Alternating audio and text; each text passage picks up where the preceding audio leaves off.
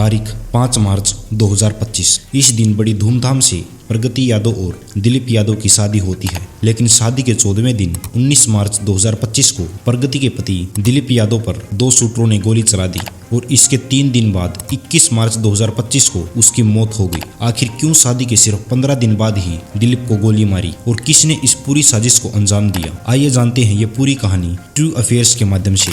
ये कहानी शुरू होती है औरैया शहर के सियापुर गांव से। यहाँ प्रगति यादव नाम की एक लड़की और अनुराग यादव नाम का एक लड़का, ये दोनों एक दूसरे से प्यार करते थे और दोनों शादी करना चाहते थे, मगर प्रगति का परिवार इस शादी के लिए खुश नहीं था। प्रगति अनुराग के प्यार में इतनी पागल हो रखी थी कि अपने घर वालों को मनाने के लिए उसने कई बार अपने हाथ की नस काटने की कोशिश कर रखी थी। अब परिवार वाले इस बात से परेशान थे तो उन्होंने प्रगति की शादी के लिए लड़का देखना शुरू किया। अब प्रगति की बड़ी बहन पारुल की शादी यूपी के मैनपुरी में एक संदीप नाम के लड़के से कर रखी थी, तो संदीप के छोटे भाई दिलीप यादव से ही प्रगति के रिश्ते की बात चलने लगी। दिलीप का अच्छा खासा एक बिजनेस था, जेसीबी और हाइड्रा का। अब लड़का ठीक था और ठीक ठाक उसका बिजनेस था, इसलिए दिलीप और प्रगति का रिश्ता पक्का कर दिया। 5 मार्च 2025 को इन दोनों की शादी हो गई। शादी के बाद सारी रस्में पूरी हुई। अब दिलीप का परिवार खूब पैसे वाला था, तो उन रस्मों में प्रगति को खूब सारे पैसे और गहने दिए गए। शादी के बाद दिलीप के घर वाले भी खुश थे और प्रगति के घर वाले भी खुश थे। प्रगति के घर वालों को लग रहा था कि शादी के बाद प्रगति अनुराग को भूल जाएगी और वो दिलीप के साथ अपनी नई जिंदगी की शुरुआत करेगी, मगर प्रगति इस शादी से बिल्कुल खुश नहीं थी। प्रगति ने शादी के बाद भी अनुराग से मिलना नहीं छोड़ा और दिलीप के काम पे जाते ही अक्सर वो बहाने बनाकर अनुराग से मिलने चली जाती थी। वो आज भी अनुराग के साथ ही अपनी जिंदगी गुजारना चाहती थी, मगर इसके लिए अब उसे दिलीप को अपने रास्ते से हटाना था। अब शादी के कुछ दिनों बाद ही उन्होंने दिलीप को मारने की प्लानिंग शुरू कर दी।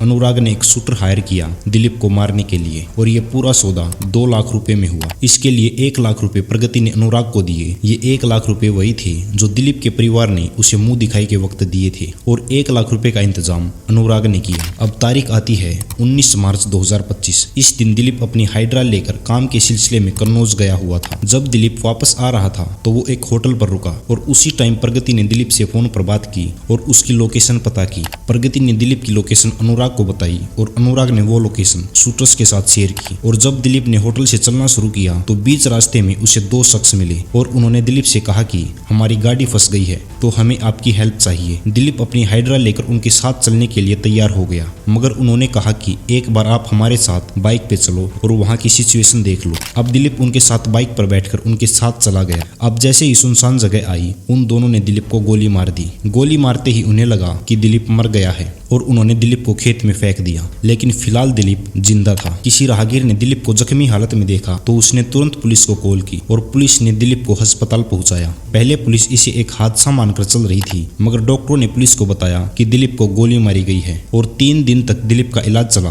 और 21 मार्च की देर रात उसने अस्पताल में ही दम तोड़ दिया। इसके बाद पुलिस ने मर्डर के एंगल से मामले की इन्वेस्टिगेशन शुरू कर दी। पुलिस ने आसपास के सीसीटीवी फुटेज चेक किए और इसी दौरान पुलिस ने देखा कि 2 शख्स दिलीप को बाइक पर बैठा कर ले जा रहे हैं। यहाँ पुलिस को इस मामले में एक अहम सुराग मिला। पुलिस ने उनमें से एक बाइक सवार आरोपी को पकड़ा। उसकी पहचान रामजी नागर के तौर पर हुई, जो कुछ दिन पहले ही जेल से छूटा था। पुलिस ने जब रामजी से पूछताछ की तो उसने अनुराग यादव का नाम लिया। इसके बाद पुलिस ने अनुराग यादव को भी पकड़ लिया। दोनों की तलाशी ली गई तो पुलिस को उनके पास से एक गन मिली जिससे उन्होंने दिलीप को मारा था। पुलिस ने दोनों से पूछताछ शुरू की और दोनों का बैकग्राउंड खंगालने लगी। जांच के दौरान पुलिस को पता लगा कि अनुराग यादव और दिलीप की पत्नी प्रगति यादव एक ही गांव के रहने वाले हैं। दोनों के घर भी आसपास ही हैं। यहाँ से दिलीप की पत्नी प्रगति यादव भी शक के घेरे में आ गई। पुलिस ने फौरन प्रगति को हिरासत में लिया और पुलिस अनुराग, रामजी नागर और प्रगति यादव से पूछताछ करने लगी और पूछताछ के दौरान प्रगति यादव ने सारा सच पुलिस को बता दिया कि कैसे उसकी जबरदस्ती शादी की गई और कैसे उन्होंने